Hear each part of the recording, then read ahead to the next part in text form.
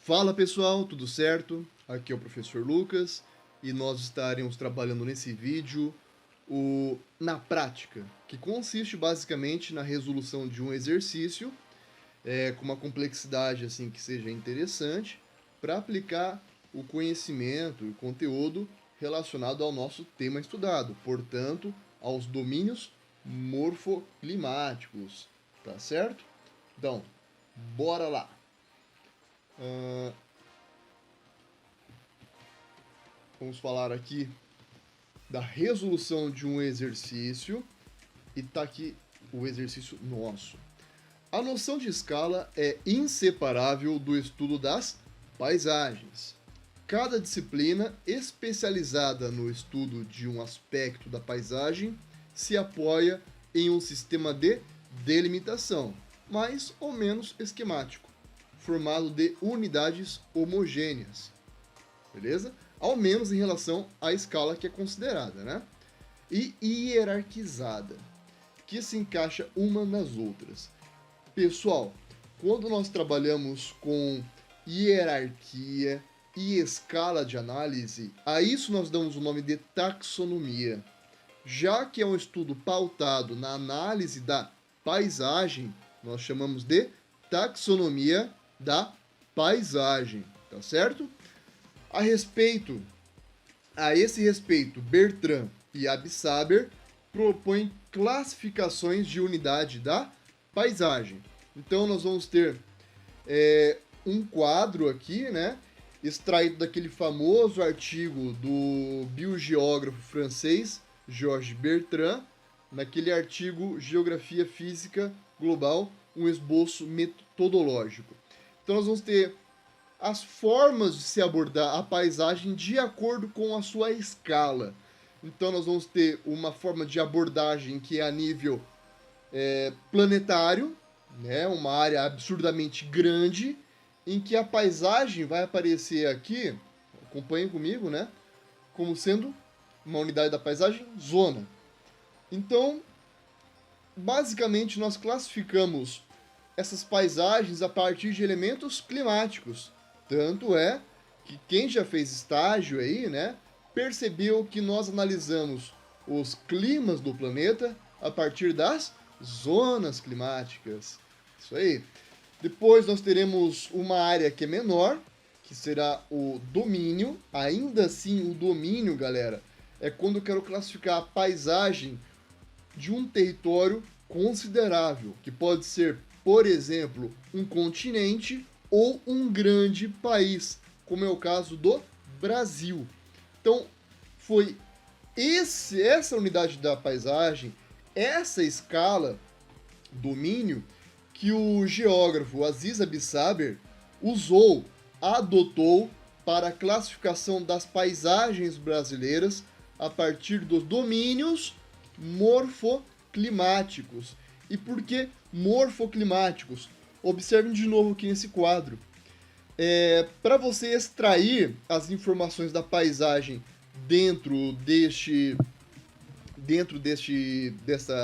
dessa escala, é necessário se avaliar, se investigar o relevo e o clima. Daí que vem o nome, morfoclimático. Tá? Morfo vem de relevo, né? Forma da superfície terrestre. Tá certo, galera? Então, o que é importante aqui nessa questão é que ela explica, né, o uso da escala e da hierarquia na classificação das paisagens. A isso nós damos o nome de taxonomia das paisagens. A taxonomia das paisagens mais usual que nós temos na geografia brasileira foi dada aqui pelo Georges Bertrand. E nós já identificamos qual unidade da paisagem o Aziz Absaber utilizou para a classificação, né, clássica dos domínios morfoclimáticos brasileiros. Então tá aqui, né? O que é o domínio morfoclimático? Você pega o Brasil, você analisa vários elementos, mas com grande destaque para o relevo e para o clima. Só que Absaber ele foi além de relevo e clima, né? Como vocês viram no nosso e-book e nas aulas que vocês já tiveram sobre o assunto, o Aziz Absaber se utiliza de outros elementos também, como por exemplo a vegetação.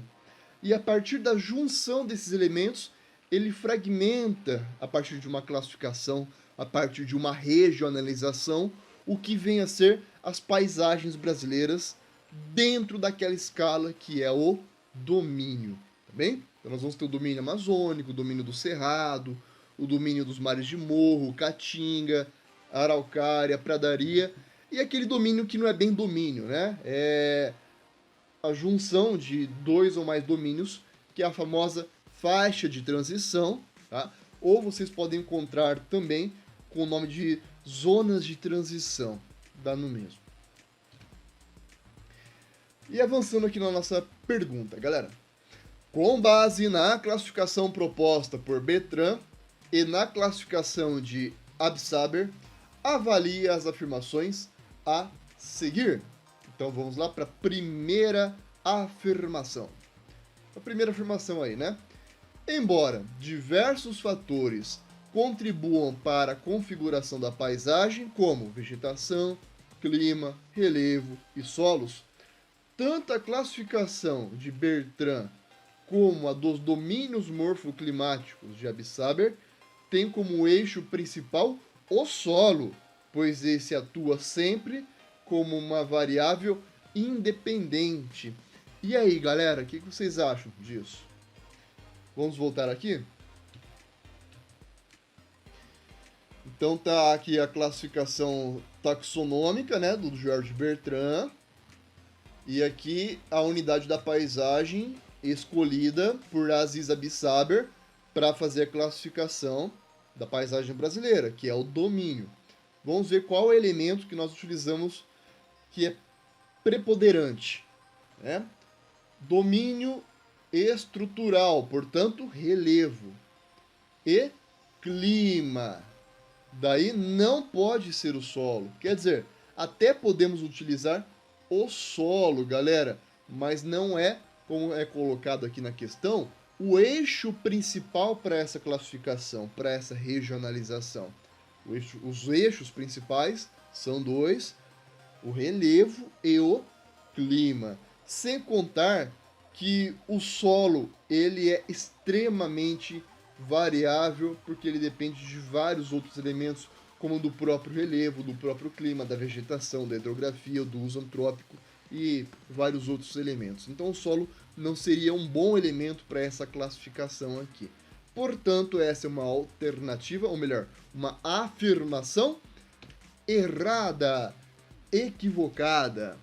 Certinho? Segunda afirmação.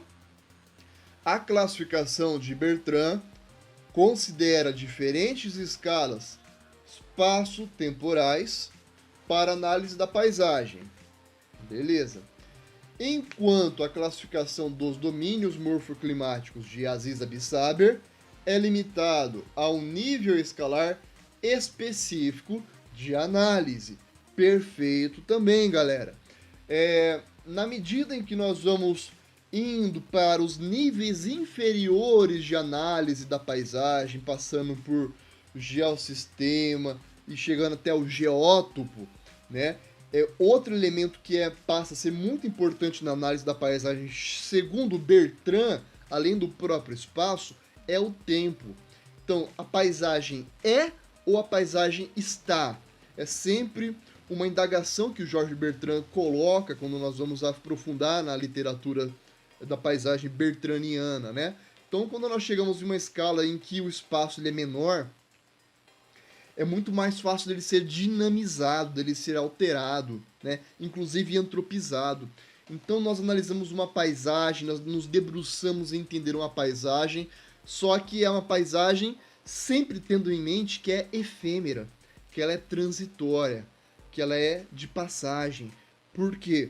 Uma pequena mudança naqueles elementos sociais, econômicos, climáticos já altera completamente aquela paisagem. Então o fator tempo é extremamente importante em algumas análises, em algumas unidades de análise da paisagem, segundo Bertrand. Porém, para Aziz Absaber, ele já está muito bem delimitado, tá? Eu trabalho com domínio. E o domínio, como abarca uma área absurdamente grande, né, um continente ou um grande país, como é o caso do Brasil, as mudanças, as nuances, elas demoram a aparecer a este nível de escala. Então, é basicamente algo que é estático ou que o tempo de transformação ele é muito longo, beleza? Então, resumindo, né, é uma afirmação correta também essa aqui, galera.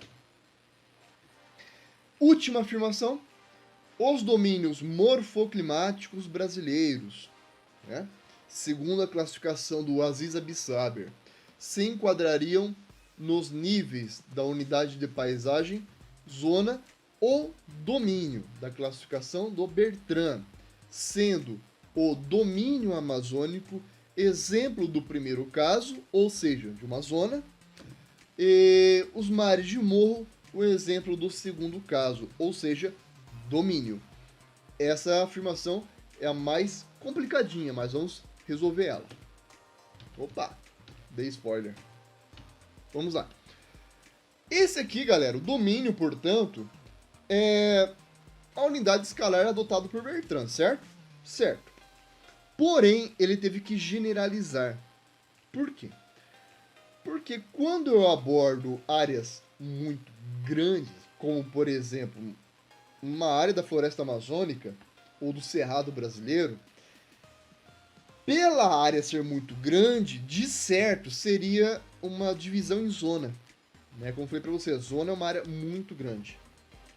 Já as outras áreas analisadas por Bertrand, como Caatinga, como mares de morro, como as pradarias, como as araucárias, né? Os planaltos recobertos por florestas de araucária, ou então as paisagens de exceção, como o Pantanal e o Mangue, isso tudo já teria uma escala compatível com o domínio. Como o que é predominante é a escala compatível com o domínio, adota-se a nomenclatura domínio. Porém, há sim exceções nas abordagens de Bertrand, e as duas exceções são justamente essas. A amazônica, que é uma área absurdamente grande, que de certo seria zona, mas eles chamam de domínio para ficar tudo no mesmo padrão, e o cerrado, que também é muito grande, seria de certo uma zona, né? Zona do cerrado, seria assim, ou zona amazônica, mas chamamos de domínio para ficar tudo dentro do mesmo padrão. Então, quando eu falo de escala, de área, de fato, Bertrand ele acaba transitando entre essas duas. As áreas maiores como sendo das zonas e as áreas relativamente menores como sendo dos domínios. Assim sendo, a afirmação 3 também está correta. Beleza, pessoal? Espero que tenham gostado e até um próximo encontro. Tchau!